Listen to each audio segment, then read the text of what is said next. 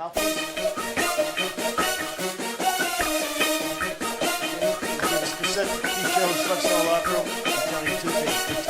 about protect yourself for a long time. Touch go.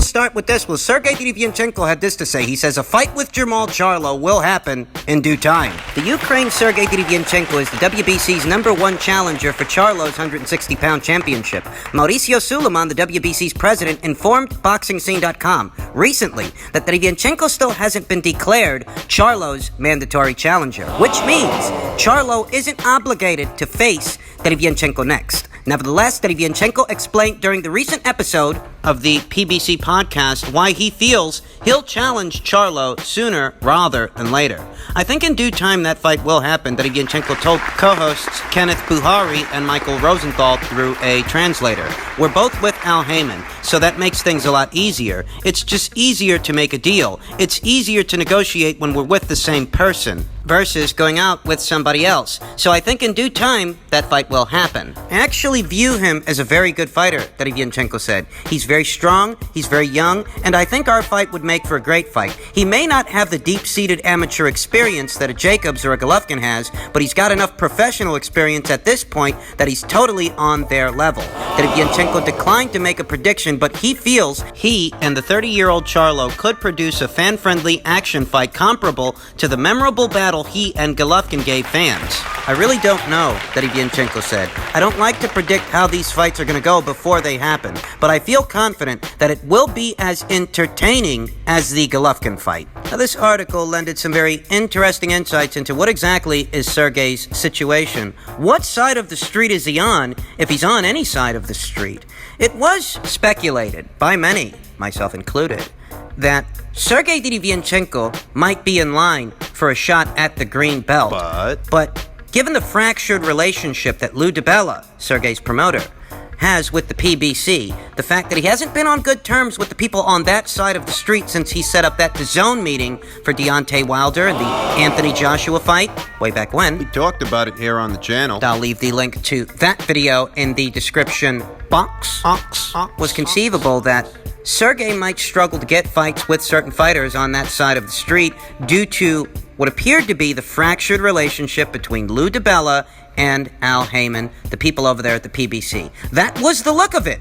But at least according to Sergey Derevyanchenko himself, he's still with Al Heyman. And that's out of the horse's own mouth. Thus, the politics of boxing may not be a factor here, at least not in that respect. Although I will say, in spite of Sergey's comments, I still don't know how likely he is to land that Charlo fight. You'll notice that in the article, WBC President Mauricio Suleiman was quoted as saying that even though Sergey's the #1 contender, he is not the mandatory challenger. What that indicates is that Sergey Derevyanchenko may have to fight in a final eliminator to become an interim champion and thereby become the mandatory challenger for the green belt. Because he's not there yet. Therein lies a dilemma. When's the last time you guys out there took a trip to the WBC's website to get a gander at their middleweight rank standings? Who's #1? Who's #2? Who's #3, 4, 5, 6, 7, 8, 9, 10? When's the last time you guys got a good long look at their rank standings at 160 pounds? Because there's your fundamental fucking problem. The guys that are ranked behind Sergey, most of them, are spoken for. Behind Sergey Derevyanchenko is the name of former WBO junior middleweight champion Jaime Munguia. And you'll excuse me for saying so, but The WBC could go as far as ordering a final eliminator between their number 1 and number 2 guys at 160 pounds. I'm not convinced that the people over there at Zanfer and Golden Boy would allow Jaime to fight someone the likes of a Sergey Derevyanchenko. Jaime was supposed to be fighting Kanat Islam before COVID-19 shut everything down, and I'd sooner believe that they'd pick up where they left off when it comes to that fight, or just choose someone else, someone other than Sergey Derevyanchenko. I don't see that fight materializing, I don't. You look at the number 3 guy, Kamil Zeremata, that's the guy that Gennady Golovkin's supposed to be fighting in his next fight. Via the IBF. He's spoken for. The number 4 guy, Liam Williams. That's the same Liam Williams that's supposed to be fighting Demetrius Andre. He's spoken for, too. He's the number 5 guy, Doriano Johnson. Problem with that is, Sergey already beat that guy a while ago. I don't think the WBC's gonna order a rematch. That brings us to 2 candidates who I think are likelier to lock horns with Sergey Derevyanchenko in what could be a WBC final eliminator. Poland's Maciej Suliecki and Brazil's Esquiva Falcao. I'd sooner believe that a fight with Sergey and either of those 2 guys would materialize before a fight with any of the guys that are ranked ahead of them. We know that very recently Sergey's name was linked to the name of Canelo Alvarez as a potential opponent option for Canelo's very next fight, though at this point, I'm not sure how much stock we're supposed to have in that. The president of Golden Boy Promotions himself came along and shot all of those rumors down, begging the question, where did the rumors come from, and is there any truth to those rumors? Because it doesn't appear to be. Everything with Sergey is very immaterial right now. So if he is in fact on the PBC side of things, it doesn't seem like it's giving his career path any kind of structure. What's next for this guy? Cause he's sitting here talking about Jermall Charlo, but you know what Jermall Charlo's talking about? He's talking about moving upstairs to 168 and fighting David Benavidez. That's what he's talking about. Which brings me back to my original point. There's no guarantees this Derevyanchenko versus Charlo fight happens, in spite of them being on the same side of the street, in spite of Sergey being in line for a title shot at least 1 to 2 fights from now. In spite of all of this, I'm not holding my breath to see this fight happen. Oh, I would like to see it happen. I think it's a great matchup. I'm just not convinced it's going to come off. Moving on. Per a tweet from Michael Benson, Vasyl Lomachenko is making arrangements to travel to the United States in mid-June so he can fight Teofimo Lopez in September. According to Bob Arum, the promoter added, they'll try to stage the fight for a limited crowd of 2,500 spread out in a 10,000-seat arena. I want to say that this news effectively shoots down a lot of the narratives that have been floating around the last couple of weeks, 2 months. We know COVID-19 shut everything down. We also know that there was news circulating that perhaps both Teofimo and Vasyl Lomachenko would participate in tune-up fights ahead of what was to be their fight. There were those out there using that bit of news to try to suggest that Vasyl Lomachenko was having cold feet about the Lopez fight, that he really didn't want it. He was biding his time, trying to wait him out, and hoping that if he waits long enough, Teofimo Lopez wouldn't be able to make the weight. Yeah, there were those people. Essentially, what they were trying to say is that Vasyl Lomachenko was ducking Teofimo Lopez. Here today, I wonder how those people are receiving this news. Are you holding up? Oh, look at that. They're not even having any tune-up fights, and Vasyl Lomachenko is making arrangements to travel to the United States to have that fight. Oh, isn't that the darndest thing? I wonder how those people are receiving this news. I can hardly imagine they're happy about it, as it goes directly against the narratives they were trying to perpetuate about this fighter, about this fight. It's all falling by the wayside. And this irrational disdain of a fighter is not exclusive to Vasyl Lomachenko. They do the same thing to Katie Taylor and Alexander Usyk. They do the same thing to Anthony Joshua. Cook up narratives in order to give you a skewed perception of the fighter when the fighter's career and track record tell another story. They cook up these narratives when all the evidence is to the contrary. How are you going to convince people that somehow Vasyl Lomachenko, for example, is afraid of Teofimo Lopez, and he's ducking Teofimo Lopez when he's currently making arrangements to fight him? And what exactly has Vasyl Lomachenko ever done that would suggest he is attempting to circumvent that fight. I just don't get it. I mean, you don't have to be in love with the fucking guy, but for Christ's sake, you don't have to vilify him either. I'm not the fucking president of the Lomachenko fan club. I'm not one of these guys that's got him ranked at pound for pound #1. Quite the opposite. Lomachenko has never graced the #1 spot on the Ring IQ pound for pound list. Never happened. Believe me when I tell you, I'm not one of this guy's fanboys. I just think it's ridiculous how much energy and how much effort goes into trying to vilify this particular fighter. Yeah. Do I think he's the greatest thing since sliced bread? No. But I think he deserves a fair shake the way everybody deserves a fair shake. And I'm not sure, at least with some people, that he's getting one. Though even if he isn't, the narratives being levied against him are falling by the wayside, where there were those out there who wanted you to believe that Lomachenko was looking to circumvent this fight.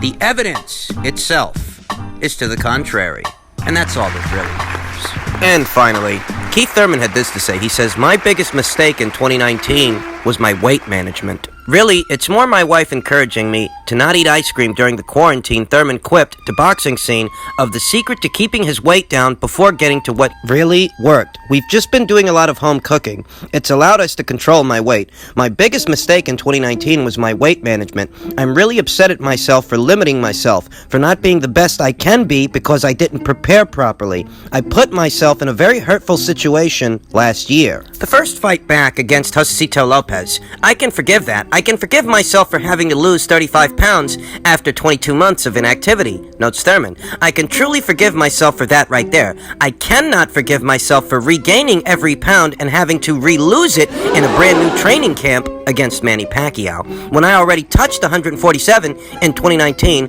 I should not have ever let myself blow up to 182 pounds again, even with surgery. After the Pacquiao fight, with the dissatisfaction of the loss and inactivity, I hit 192. I was like, you're not going to beat Keith one-time Thurman ever again if this is how you want to live life. So, I just had to pull myself out of that mindset. I got down to 182, and I still wasn't even healed yet. I told myself that I was at least down to where I was last time. The goal is to just keep bringing it down. 168 is where I want to walk around before my next training camp, Thurman notes. If I'm at 65, 68, at the next start of my training camp, I think it will be a lot easier to maintain.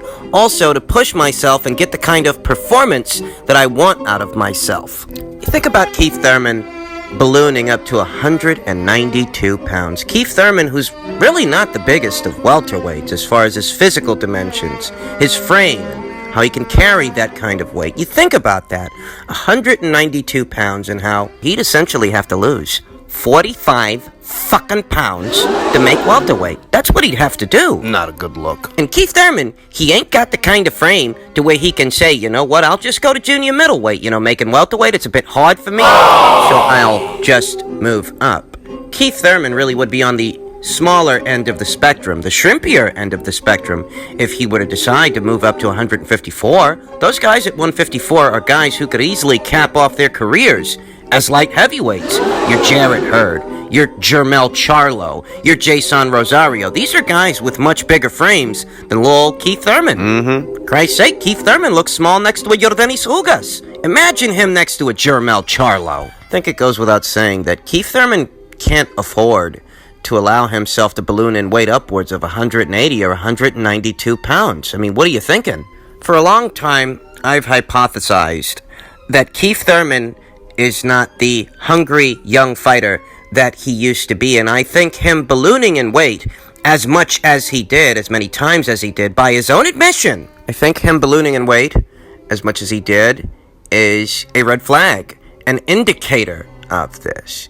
I mean, think about it. He wasn't hungry. Keith Thurman's weight issues, if they accent anything, it's that if Keith Thurman was hungry for something, it wasn't fucking boxing, maybe ice cream. In a situation where you're allowed to hold on to a world title, as long as Keith Thurman held on to the WBA title from March of 2017 to January of 2019 without a contest. Keith Thurman ideally should have been labeled a champion in recess, but he wasn't. He was actually allowed to hold on to that WBA welterweight title the whole time he was out, which was roughly 2 years. That creates a situation to where you're not going to be all that hungry to get back because you're a world champion sitting right there on your couch, ballooning in weight. So who needs to come back? Who needs weight management? take your time. You're in no rush, right? Right. He was still a world champion. He was still in possession of a world title, sitting right there in his living room. It's my belief that this kind of an environment is what ultimately extinguished the fire burning in Keith Thurman's belly, assuming